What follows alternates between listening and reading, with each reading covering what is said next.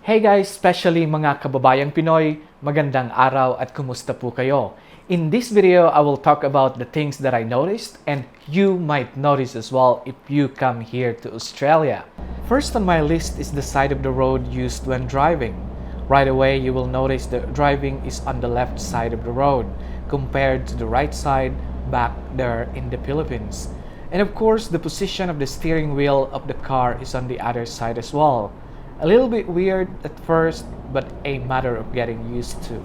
A big possibility as well that you might find yourself driving on the wrong side, most especially if there are no cars to remind you that it should be keep left. It happened to me driving at Mount Kuta. It is like a downhill drive and suddenly I realized, oh shit, I'm on the wrong side. Also, they used many roundabouts in here to facilitate the flow of traffic without installing traffic lights.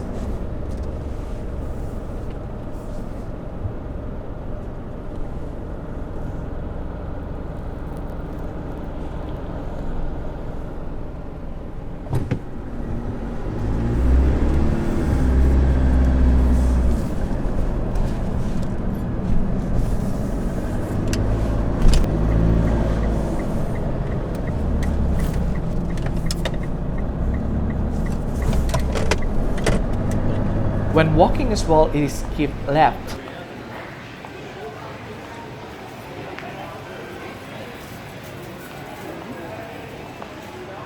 And in the elevators and travelators, stand on the left and keep clear of the right side to give way to those who wants to walk up or down faster. Speaking of driving on the road, the next thing I noticed is that learning how to drive is essential.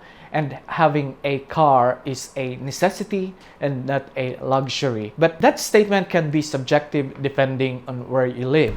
But in most cases, you will need to learn how to drive. For example, there are other places wherein the access to public transport are not that easy. For instance, when going to Brisbane City, the nearest bus stop to our house have buses that comes every hour. So, there are three options. Either ride the bus going to the Oxley train station and catch a train going to the city, or take the other route of the bus going to the Inala shopping center, wherein they have a bus interchange in there, and catch the bus 100 going to the city.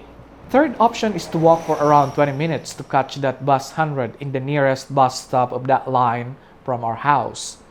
By the way, this bus 100 is scheduled every 15 minutes, I think. And yes, there are designated bus stops in order to get in and out the buses. For example, this lady in here, she could have just waited for the bus at the corner where the bus passed by and saved some of her energy. But no, she still had to walk to the designated bus stop to be able to board the bus. Or take a look at this another example. Notice the lady running at the back. She could have just waited as well over there considering that the direction of travel of the bus is going towards her. Again, no, she couldn't. She still had to be on the proper bus stop.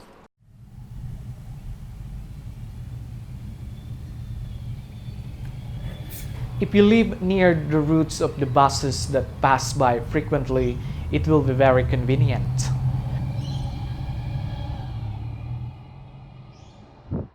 The public transports in here use these go-karts wherein you can load up with some money and you can use it every time you ride a bus or a train.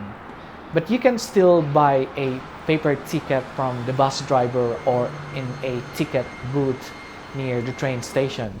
But I believe the fare is a bit cheaper if you use the go-kart compared to buying the paper tickets. In theory, these go-karts are a time saver for everyone, especially for the bus drivers, that they don't need to collect the fare from each of the passengers getting inside the buses. But wait until you see these commuters wherein they don't prepare their cards in advance and they just try to look for it when they are already on the door. And if they can't find it, they will try to buy a ticket wherein they use a money that they have to look for in their bag for another minute or two. I tell you, it is more powerful than a very strong coffee to give you a kick in the morning. Such a wonderful sight to see. Sometimes, even though you use public transport, you still need to drive in order to access that public transport. See these cars in here? They are commuters that does street parking to catch the train here at Dara train station. Or these cars here at Richlands train station. These daily commuters park their cars in here to go to their work. The commuters can save on parking fee in the city and less cars as well that will contribute to the daily traffic congestion on the roads. And many more reasons why you have to drive a car. But if you don't drive in here, you will still survive. But for convenience purposes, you must learn how to drive. And the driver's license here is a very powerful identification wherein you can use in many transactions. I would suggest that you should learn how to drive while still in the Philippines. At least know how to manage to have the car running on the road and doing the basic maneuvers. So that when you come in here, it will be just a matter of familiarization and getting used to the Australian road rules. And the rate of driving school in here is around $50 to $70 an hour. So it might be a bit expensive, especially if you just arrive and you need your funds. And if you have a Philippine driver's license, I think for 3 months you can drive right away on the roads. And after that one, you will have to convert your Philippine driver's license into Australian driver's license by means of taking the practical driving test. And when you take the practical driving test and you passed it, you can go right away to the open license category and no longer go through the provisional one. It's still related to roads and driving right now. What I would like to point out is that no one is abusing their car horns and not honking to their heart's content.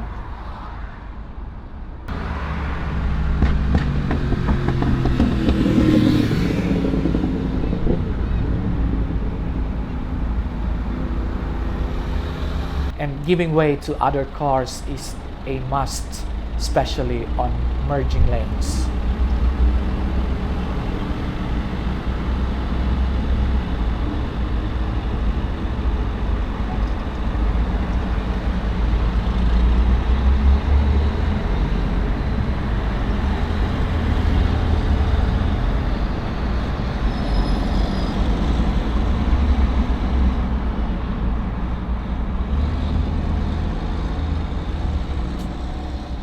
And related to driving as well, in here, once you drive a car, of course, you will need a fuel for it. And you will notice that the gasoline stations, which they call as petrol stations or servos, doesn't have pump attendants. So you will have to do the refueling of your tank by yourself. So you'll have to turn off your engine, get off your car, fill up your tank, and then take note of the pump number and pay at the cashier.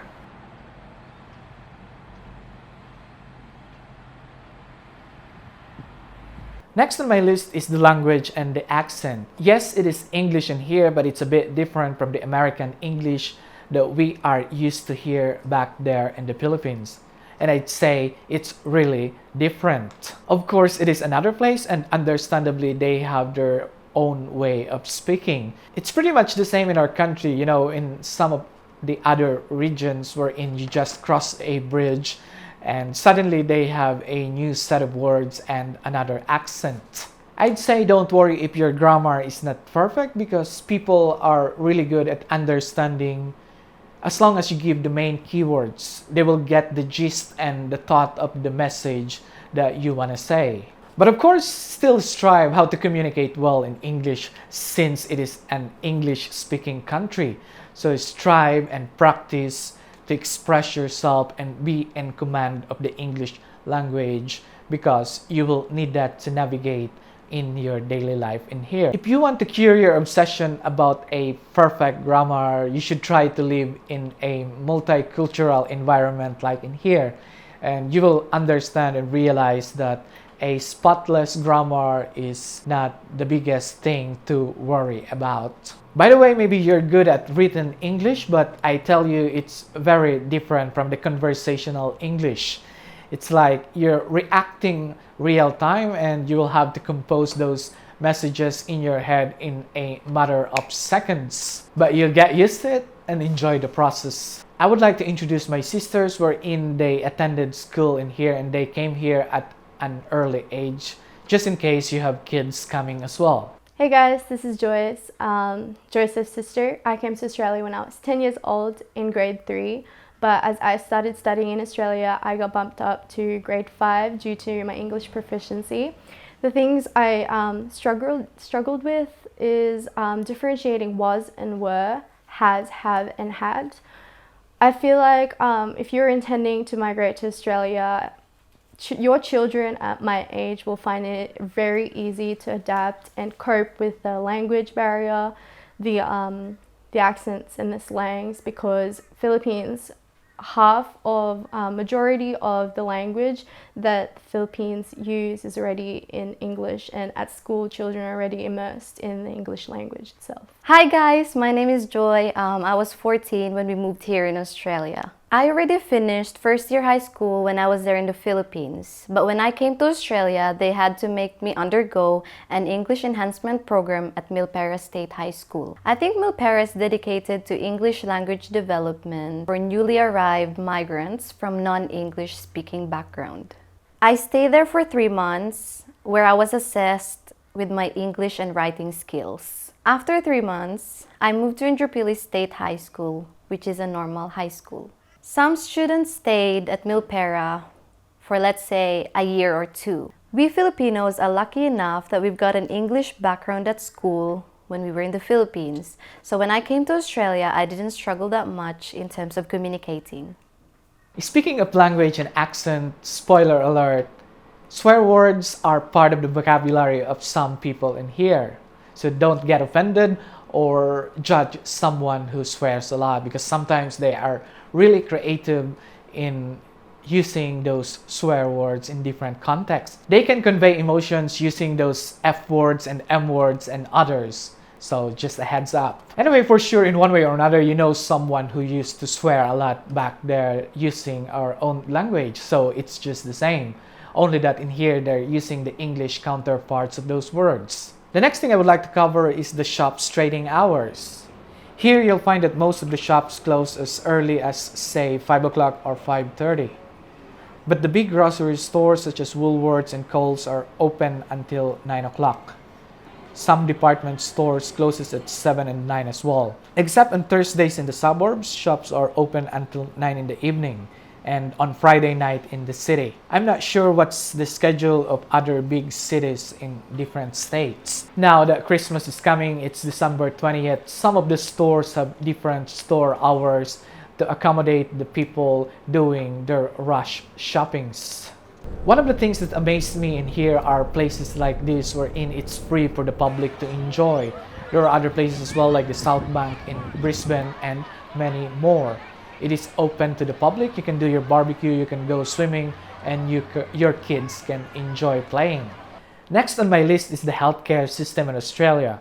Once you're eligible to have the Medicare card, you can use it to go to the doctors to have your checkups once you are sick. And my wife even gave birth to our son in a public hospital, and she went through emergency cesarean section and we didn't pay anything. Another thing that I would like to mention is that the house rent in here can be very expensive depending on which city you live and which part of that city you choose to rent and what type of dwelling you are renting. And mostly are paid on a weekly basis, so be prepared for that one. And they have what they call a bond in here.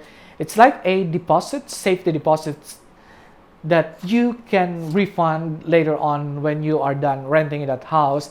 It is a safety deposit to cover for the repairs just in case you will damage the property. The last thing I would like to mention is the spelling of neighbor. Neighbor get a U in here, but seldom that there's a neighbor in you. What I would like to say is that if you are used to there in the Philippines to have a lot of neighbor or being friends with many of your neighbors, here it's a bit different. So you will feel like a bit isolated in here and not knowing who your neighbor is because you don't see them often. Anyway, you can try befriending your neighbor if both of you got time, and good luck for that one and enjoy. And I think that's all for today's episode, and if you like this video, please consider leaving a thumbs up, and please consider subscribing if you like my style of delivering a content.